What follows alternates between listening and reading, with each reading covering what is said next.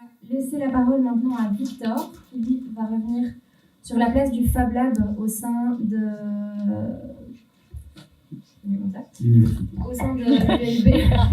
l'ULB.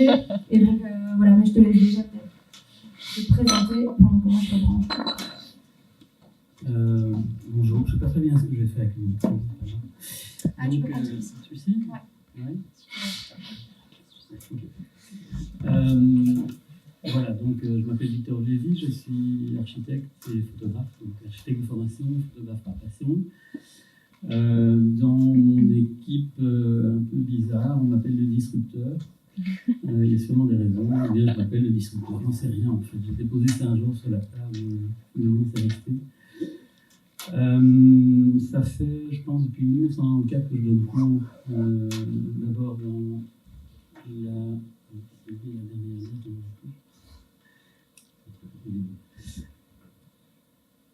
d'abord dans l'école d'architecture Victor Horta, et puis j'ai voulu aller à la Cambre. Et voilà, je voulais commencer cette conférence par ces deux portraits. C'est assez drôle, David, on ne s'est vraiment pas concerté.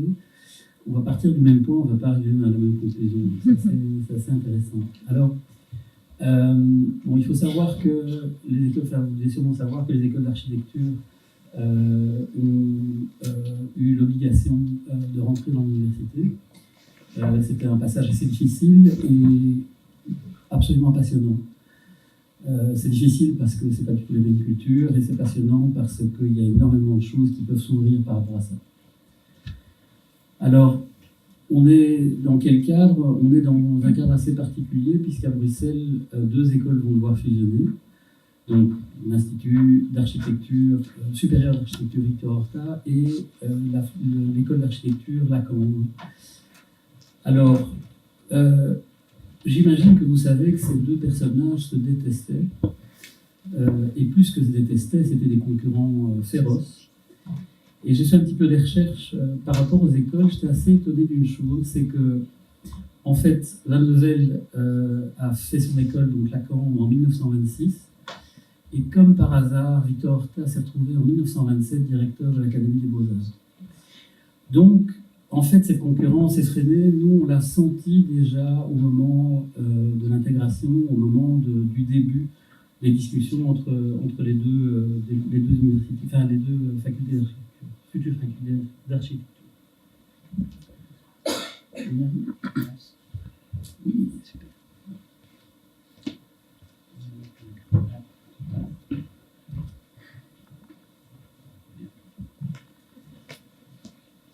Donc David, on ne s'est vraiment pas concerté, ça c'est drôle. Et en fait, j'ai voulu revenir à la base en me disant, au fond, pourquoi est-ce que depuis 5 ans, 6 ans, une équipe de gens ont mis tellement d'énergie à remettre la matière au centre de l'enseignement, en tout cas de nos enseignements. On s'est retrouvé un petit peu comme les Gaulois dans un petit village encerclé de Romains, et on s'est battu assez fort là-dessus. Et je me suis dit, au fond, allons regarder un petit peu comment tout ça fonctionnait à l'époque. Bon, je reviens maintenant d'une exposition sur le Bohorst à Rotterdam, qui montrait le rapport entre la Hollande et le Bohorst. Et quand on regarde en fait le cercle ici, on voit qu'il y a d'abord 6 mois qui sont des 6 mois de base, dans lesquels les étudiants, futurs étudiants architectes, qui commencent leurs études d'architecture, vont commencer à travailler sur la forme, et vont commencer à travailler sur la forme de manière assez libre. On va le voir ici. En même temps, juste après, on va se retrouver dans un endroit où les gens vont tourner pendant 2 ans, grosso modo, entre les différents ateliers, avec des maîtres de la forme. Et seulement au travers de tout cet apprentissage, ils vont commencer à dessiner du bâtiment, de l'architecture. On est très très loin de ça aujourd'hui. Alors ici, cette image, c'est une image de l'Académie des Beaux-Arts à Paris. Ce qui est intéressant dans cette image, au-delà du nu, c'est le rapport entre les gens et le rapport à l'œuvre en fait. Les gens sont face à l'œuvre et parlent aussi de leur avis par rapport à ce qui se fait, etc. Donc regardez bien cette image et puis vous allez comprendre pourquoi je vous l'ai mis. Alors, cette image-ci, je cherchais une image en fait qui montrait le rapport à la descendance. Et en ayant été dans les deux écoles, je me suis rendu compte qu'il y avait vraiment des philosophies différentes, même si ça ne se voit pas au départ. Il y a des modes de pensée qui sont assez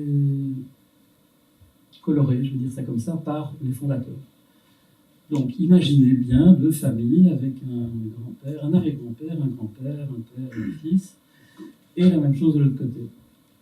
Et imaginez-vous que ces deux écoles se marient, ça fait ça. Et je vous jure que c'est vrai. En fait, ce qui est très étrange, c'est que quand vous faites ça, tout le monde vous dit, mais vous êtes tous architectes, vous allez pouvoir collaborer. On a commencé à collaborer en première année. Et c'était très très complexe parce que c'est aussi simple que de dire il y a des gens qui pensent avec la tête et des gens qui pensent avec la main. Et en fait, ça amenait quoi? Ça amenait une chose comme ça. Ça amenait dans un premier temps, ça s'appelle un zébru, je crois, qui est quelque chose qui est à moitié zèbre et à moitié cheval. Et alors on est arrivé en université, et ça c'est les lieux d'enseignement d'université.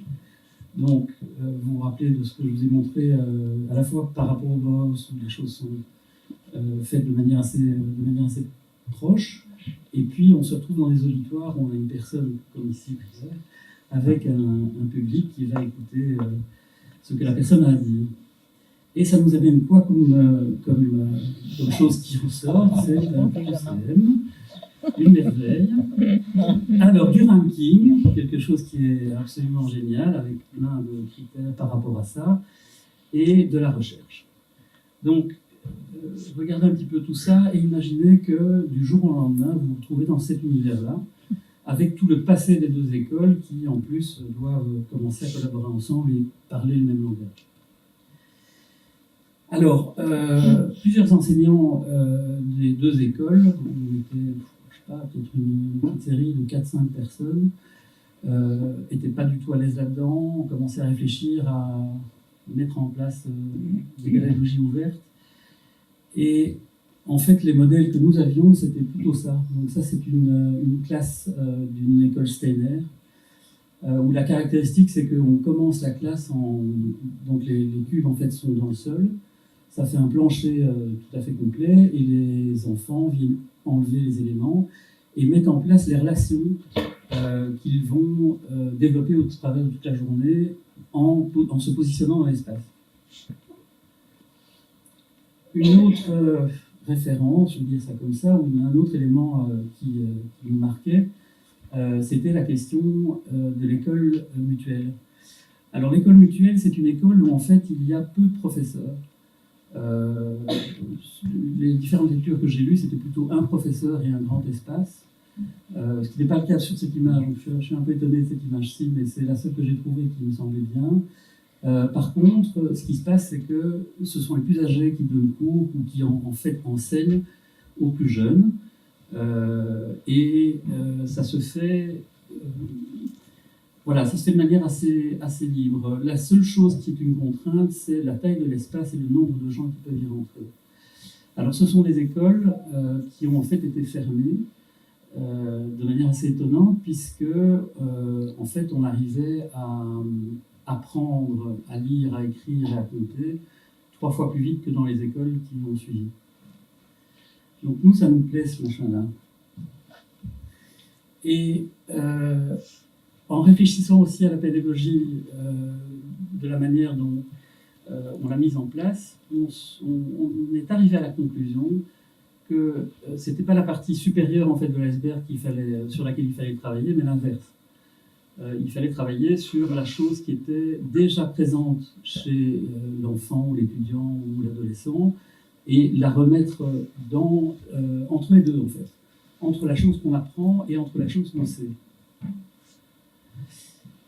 Alors ça, c'est quelque chose qui est devenu de plus en plus clair, c'est les matières, quand on les stratifie comme c'est fait dans la partie supérieure de l'image, ben, finalement on n'arrive pas à les intégrer. La vie, elle n'est pas comme ça en fait.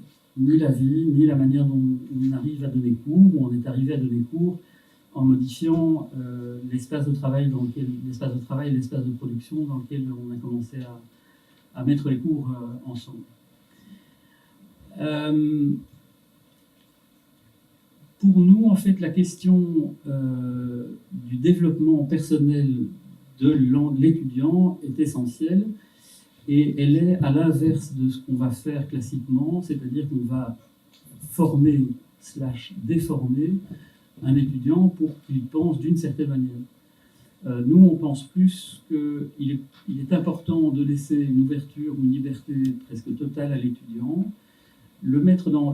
qu'il puisse être dans un cadre dans lequel il se sent en sécurité, où il peut se développer en relation et en interaction avec les autres. Ici, on parle d'un paysage qui est un tiers-lieu. Je pense que c'est assez clair par rapport à ce que je viens de dire maintenant. Alors,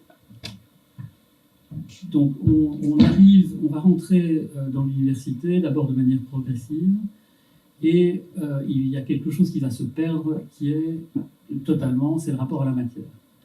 Donc, les deux écoles fusionnent, et dans cette fusion, on commence à discuter avec l'ULB, avec l'université, et l'ULB dit finalement, un espace pour la production de bois, une menuiserie, ça ne sert à rien. Nous, on va l'utiliser pour pouvoir modifier les bâtiments. Donc, on s'est dit, mais non, ça ne va pas, on va essayer de voir autre chose et mettre les choses autrement. Et avec Denis Delpire, on a monté un atelier qui s'appelle Archiconstruite, où on a décidé de faire de la pédagogie par projet, sortir vers l'extérieur, trouver des contrats et surtout mettre en place une action par rapport à la société civile. Alors ici, c'est ce qu'on a appelé une esquisse à échelle. Donc c'est quelque chose qu'on a fait en 2 heures avec des étudiants. C'était à Saint-Étienne et c'était pour montrer sur un espace qui s'appelle le viaduc, c'est le viaduc en fait de Saint-Étienne, certaines manières d'intégrer l'espace avec la matière qu'on avait mise en place. Ici, c'est un jeu pour enfants qu'on a fabriqué pendant une période de 6 mois en mettant en place des essais en carton dans la rue avec les enfants. À partir d'observations, on a commencé à travailler sur la mise en forme. Et en fait, c'est une sorte de container qu'on déplace dans la ville, dans lequel il y a tout un système de galeries, comme vous le voyez maintenant. Ça, c'est un projet, n'est pas très parlante, mais c'est un projet de boîte dans la boîte qui s'appelle Home for Less. Et l'idée, en fait, c'est de pouvoir habiter des lieux qui sont vides. En Angers-Bruxelloise, il y a grosso modo 2 millions de mètres carrés qui sont vides. Et l'idée, c'est de dire que pendant cette période de 5 ans, on peut placer des éléments comme ceci, mais on a 4 autres modèles différents pour loger des sans-abri pour une période temporaire. Alors, au bout de, je pense, 5 ou 6 ans, j'ai proposé de mettre en place une option qui s'appelle l'option design, où en fait, l'idée était de dire comment des étudiants d'architecture peuvent mettre en place un travail sur le mobilier. Et le premier cours, en fait, c'était la première session, c'était de mettre en place un travail sur l'économie circulaire. Donc, comment est-ce que sur un rayon de 5 km, on peut faire du mobilier? Et puis, j'ai un étudiant qui est arrivé avec un objet qui était découpé au laser dans un Fab Lab. David Erkan, que je pense David Ashman doit connaître, était juste à côté. On a commencé à discuter ensemble et on a décidé de monter le Fab Lab mobile de l'ULB. Et on l'a monté de manière mobile. Pourquoi? C'est tout simplement parce qu'on n'a pas d'espace, que les questions de sécurité à l'université sont extrêmement complexes, et que quand c'est mobile, il n'y a pas de problème, c'est dehors, et donc tout ça est possible, les étudiants sont assurés, etc. Donc on a fait une carriole. Pour votre information, on l'a fait en 5 semaines et demie, ce qui est assez exceptionnel. 5 semaines et demie, c'est la fabrication de l'extérieur de la carriole, la commande des machines, l'implémentation, le travail sur l'informatique, etc. On partait de rien. Et on s'est mis ça un peu comme contrainte, en sachant qu'on a reçu un budget externe et que c'était la condition de Bruxelles Formation, c'est de dire vous allez sortir dehors à tel moment, il y a une fête, etc. Il faut absolument que le Fab Lab mobile soit là. Et j'avoue que j'ai dit oui. Pas forcément une bonne idée. Bon, mais en fait, ça a mis une énergie et une vitesse dans tout le système. On en parlait avec Nicolas qui est venu à nos jurys, qui continue. Et c'est vrai qu'on est sur une lancée incroyable. En fait, ça fait 5 ans maintenant qu'on a commencé. On est passé d'un atelier dans la cave et on est maintenant node Fab Academy. On commence à déployer des nodes en Belgique. On a des liens avec Boston. En fait, notre remote, c'était Barcelone, en fait, c'était Liac. Et voilà, avec Aldo Solazo. Donc voilà, on se déploie maintenant dans le réseau des 1500 Fab Labs mondiaux. Alors, ici, c'est les premiers objets qui sont sortis du Fab Lab mobile. Ce sont des sièges qui étaient mis en place pour la cafétéria de la Cambre Horta ULB. Et l'idée de ce projet-ci, c'était de faire des assises qui étaient différentes suivant le retournement de l'objet. Donc, soit c'était pour des étudiants architectes, soit on travaillait à la table, soit on était un peu plus relax sur une assise qui ressemble, enfin qui est en tout cas dans le même esprit que les assises africaines. 2 autres chaises, je vais vous les passer rapidement. La chaise de droite ici est assez intéressante puisque les coques en fait sont des coques qu'on récupère dans l'université parce que les cours sont faits de telle manière que les soudures cassent. C'est extraordinaire, il y a quand même des gens géniaux. Et donc il y a un de mes étudiants qui a dit je ne vais pas dessiner la chaise, je vais dessiner les pieds pour ça. Et on en a fait quelques-unes. Alors, moi j'aime bien cette image parce que ça montre un peu l'enthousiasme de la classe qui a sorti en fait les premiers objets et qui s'est vraiment battu là-dessus. On a fait un travail assez étonnant puisqu'on est même allé jusqu'à dessiner l'image de marque, mettre en place les valeurs en fait du Fab Lab, etc. Tout ça dans une période de 6 mois. Et c'est pas 6 mois, c'est en fait 12 semaines. Et dans les 12 semaines, on a une journée par semaine. Donc imaginez-vous à quelle vitesse on a travaillé. Alors ça, c'est en 2017.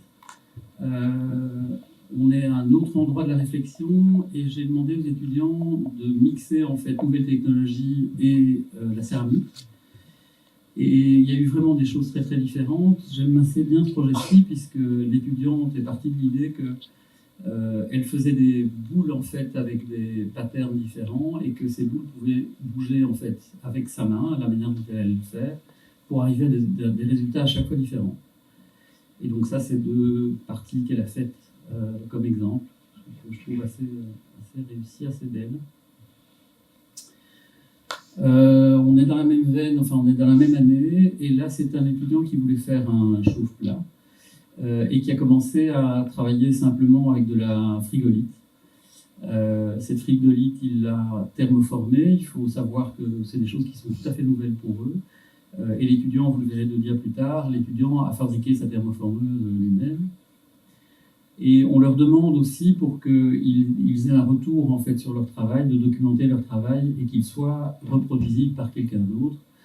Et j'avoue que c'est un peu la leçon de Neil par rapport à la Fab Academy, c'est que dans la Fab Academy, c'est ce qu'on nous oblige à faire. Donc quand on fait un exercice, on doit le documenter, ça doit être compréhensible par n'importe qui et ça doit être reproduisible.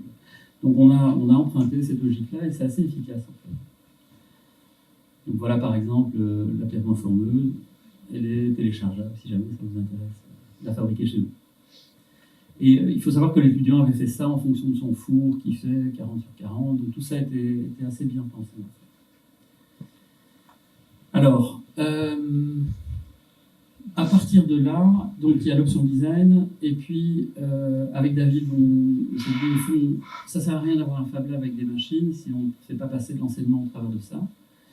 Et on a commencé à monter un programme qui s'appelle Digital Fabrication Studio, on parle d'il y a 4 ans, avec 2 semestres différents et 2 logiques différentes. Je vais vous montrer 2 petits exemples de la manière dont on lance le cours, c'est assez straight. Donc ici, c'est à un moment donné, j'ai simplement envoyé cette dia On a commencé à parler de ce qui est du contenu de la DIA, et puis comme je voyais que les étudiants ne captaient pas tout à fait, j'ai fait sortir la moitié des étudiants, et j'ai dit à l'autre moitié, ben voilà, ceux-là, ils n'ont plus de travail, donc qu'est-ce que vous faites? Et c'était assez impressionnant, en fait. Voilà, par exemple, une autre manière de mettre en place le programme. On développe, évidemment, hein. Bon, il faut quand même... voilà. Ceci, ce n'est qu'une toute petite partie, et puis on part sur un mois régulier de vidéos et d'interaction avec les étudiants. Mais voilà un petit peu comment on lance les choses. Donc ça, c'est la première année de Digital Fabrication Studio. On leur a demandé de faire une Serpentine en disant, ben voilà, vous avez un catalogue de Serpentine, faites la suivante. Et surtout, mettez en place un processus qui peut être reproduisible ou qui peut être paramétrable. Et donc voilà, ça c'est un étudiant qui a travaillé sur un pavillon Voronoi. Ce qui était assez amusant, c'est que 3 jours avant la remise, il est arrivé avec un pavillon très très différent, qui ne tenait vraiment pas la route. Il y avait des problèmes d'échelle, de production, etc. Et donc on a eu une petite réunion de crise, et en 3 jours, il a réalisé absolument tout. Donc tous les documents, en ce compris les maquettes en papier, etc. C'était assez impressionnant, uniquement par le paramétrage. Ici, on est sur un bâtiment qui était une demande en fait, des pompiers de la ville de Bruxelles. Il faut savoir que la ville de Bruxelles est de plus en plus embouteillée et que pour arriver à certains endroits, c'est pratiquement impossible. Donc les pompiers ont demandé s'il était possible de faire ce qu'on appelle un PASI, donc un élément de service d'incendie rapide, je ne sais plus exactement les lettres. Et l'idée, c'est que ces éléments pouvaient se déplacer suivant les zones d'embouteillage, ou en tout cas on pouvait les placer à différents endroits, suivant la manière dont les travaux sont mis en place, comme vous le savez, extraordinairement bien à Bruxelles. Alors ici, on est dans une autre logique. Là, c'est toujours Digital Fabrication Studio, mais c'est un cours que j'ai commencé à donner avec Denis Terroigne. Alors Denis Terroigne est physicien, il a donné cours 3 ans au MIT et on s'est rencontrés à Namur, d'ailleurs, au TRAC, dans une conférence où il m'a dit « mais j'y crois pas, il y a un Fab Lab à l'ULB, c'est incroyable, etc. » On a commencé à travailler ensemble, il est venu au jury et à un moment donné, on a décidé de donner cours ensemble. Et c'est assez intéressant parce que, en fait, on inverse la logique. Donc plutôt que de dire on va commencer par un programme, ce qui est la manière classique, un programme, un terrain ou une question ouverte, on va dire ça comme ça, mais on commence par une expérience. Donc ici, le projet qui est là, c'est un projet où l'étudiant s'est intéressé à la craquelure de la Terre.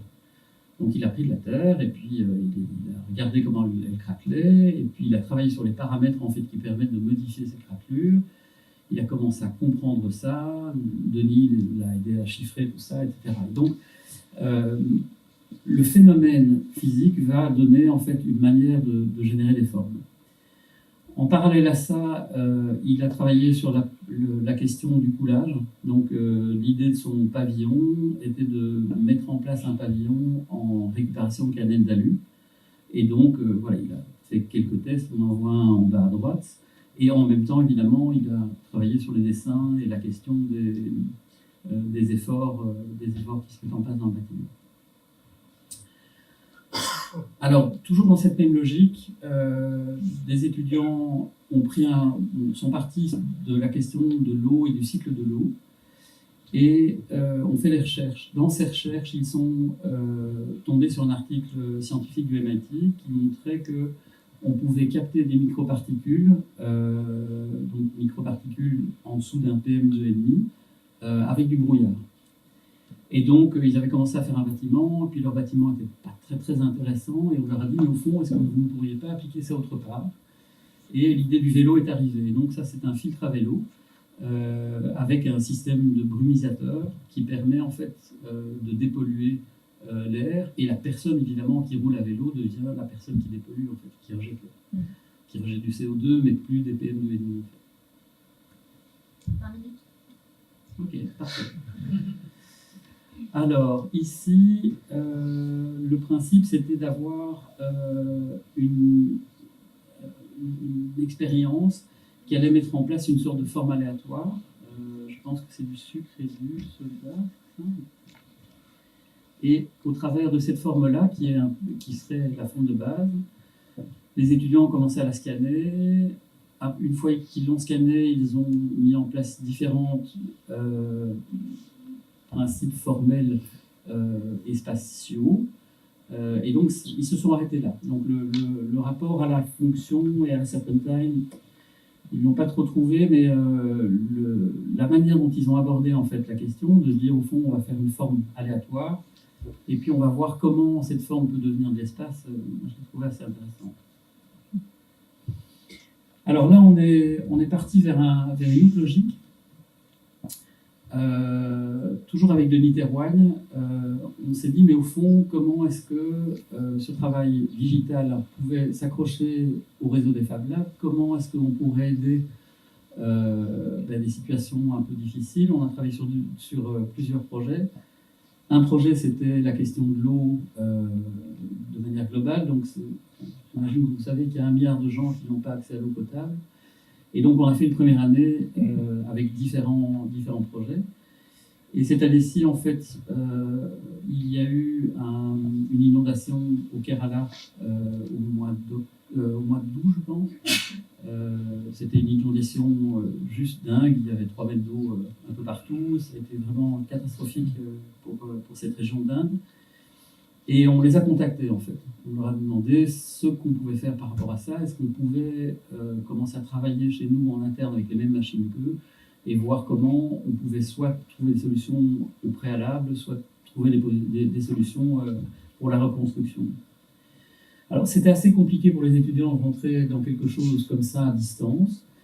Mais petit à petit, et en ayant des contacts réguliers avec les gens du Kerala, en fait, ils y sont arrivés. Et on a rajouté une contrainte complémentaire, c'est de dire, si vous faites un objet, si vous faites quelque chose, il faut que ça fonctionne pour le million de gens qui sont touchés dans la catastrophe. Et donc, ici, par exemple, c'est un groupe d'étudiants qui a imaginé ceci. Et qu'est-ce que c'est? En fait, c'est un sac dans lequel les gens, en cas d'inondation, mettent leurs éléments les plus importants.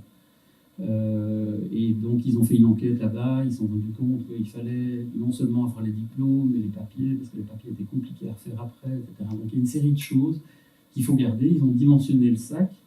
Le sac est fait à partir de ce qu'on appelle un tarpaulin. C'est quelque chose en fait qui est distribué par toutes les ONG au moment des catastrophes naturelles. Et en fait, leur idée était de mettre en place des moules, plutôt des patrons, qui étaient fabriqués dans les Fab Labs, de manière à pouvoir les diffuser dans les villages. Et que dans les villages, les gens qui ont reçu les tarpaulins commencent à les retravailler. Ils ont dessiné une petite machine, etc. Mais je vais m'arrêter là, parce que sinon on a un peu 3 heures. Voilà, juste un petit détail, ici il n'y a pratiquement rien comme boucle par exemple, tout est fait à partir du tarpaulin, donc c'est assez impressionnant. Ici c'est une pompe à air qui permet en fait d'oxygéner de la spiruline.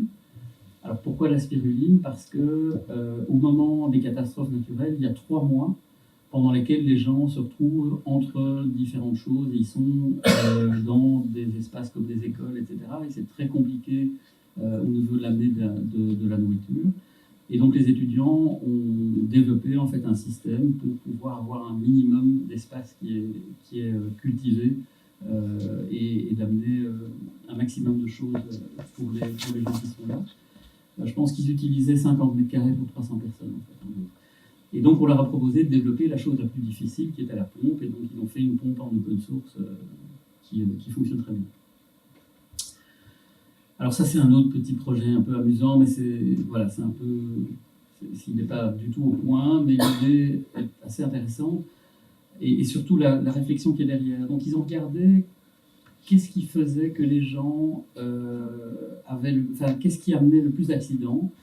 Et une des choses les plus importantes en Inde, c'est le sauvetage des animaux, en fait. Donc c'est à la fois les animaux domestiques, mais aussi les animaux comme le cheptel, etc. Et donc ils ont commencé à développer des systèmes de ceintures de sécurité, ou des ceintures comment on appelle ça, des bouts de sauvetage. Voilà. C'était un système qui était paramétré, etc. Je ne vais pas rentrer dans le détail de ça. Pour terminer, dans une université, qu'est-ce qu'un Fab Lab? Alors un Fab Lab, a priori, c'est un petit espace dans lequel on a 100 mètres carrés, plus ou moins 200 mètres carrés, peut-être plus, mais pas beaucoup plus, et dans lequel il y a 5 machines. Ces 5 machines permettent normalement de faire à peu près n'importe quoi. C'est un petit espace de prototypage rapide. Ok. On est dans une université de 30 000 personnes.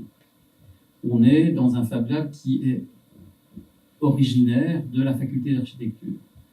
Donc, pour arriver à l'échelle de l'université et se dire qu'on peut essayer de transformer l'université et son rapport au faire, la seule solution qui nous semblait intéressante, c'est de dire on va distribuer le Fab Lab et trouver des lieux de fabrication numérique un peu partout et voir comment ces lieux peuvent collaborer ensemble. Alors, en fait, quand on a commencé à poser cette idée sur la table, à peu près, je pense que personne ne croyait en fait. J'avais des grands points d'interrogation, les gens me regardaient un peu comme si j'étais un mutant, en disant mais ça ne va jamais marcher, c'est pas possible, etc., etc. Eh bien, ça marche. On a commencé à mettre en place un écosystème, donc d'abord le dessiner, se dire au fond qui pourrait être dans ce réseau-là, comment est-ce qu'on pourrait mettre en place des synergies entre ces différentes choses, à la fois entre les startups, entre la communauté qui existe, entre les différents lieux de fabrication numérique, mettre en place l'enseignement, etc. On a simplement fait ce petit schéma pour se rendre compte. Et une fois qu'on déposait ce schéma sur la table, là, tout d'un coup, les gens commençaient à nous prendre un peu plus au sérieux. Et c'est poser la question, en fait, de la manière de faire, en fait. Est-ce qu'il faut un espace central? Est-ce qu'il faut quelques espaces qui décentralisent? Est-ce qu'il faut un espace qui est distribué? Pour l'instant, on n'a pas encore tout à fait de réponse. On est sans doute entre le schéma du milieu et celui de droite. Mais on a maintenant un espace, donc je vous rappelle, on passe d'une cave en passant par un espace mobile. On avait 200 mètres carrés dans la fac d'archi, on a 900 mètres carrés aujourd'hui. Dans ces 900 mètres carrés, il y a 300 mètres carrés de Fab Lab, 300 mètres carrés de recherche et 300 mètres carrés de travail pour les grands groupes. Ce qui permet maintenant réellement de diffuser la philosophie du Fab Lab dans l'université, à l'échelle de l'université. Et alors, on a également une collaboration, une volonté de mettre en place un projet commun avec la VUB, où on est à peu près au double de la surface. Donc, ça va devenir, je pense, un espace qui sera intéressant. Et alors, je vais terminer sur cette dia-là, qui est une dia un peu manifeste. Il faut savoir qu'on a eu notre inauguration il y a, grosso modo, un gros mois, donc avec les recteurs, la presse, tout machin, et que cette dia n'était pas trop sûr de vouloir la mettre. Et puis moi, j'ai un peu insisté en me disant, mais en fait, le Media Lab, c'est ça qu'ils défendent. Ils défendent quoi? Ils défendent l'idée qu'en fait, la recherche n'est pas une recherche qui est verticale, mais une recherche qui se fait par thème. Donc, on a une recherche sur la question de la ville, mais c'est plein de disciplines qui se posent la question de la ville. La question de la nourriture, c'est plein de disciplines qui se posent la question de la nourriture. Ici, on est encore toujours dans une logique stratifiée verticale et des métiers qui sont aussi avec des hiérarchies. Donc, nous, c'est très simple. Les gens qui rentrent, on leur demande de supprimer tout ça et de travailler en fonction de leurs compétences. Et c'est pas du tout pareil. Et de nouveau, je vous promets, ça fonctionne. Voilà. Merci.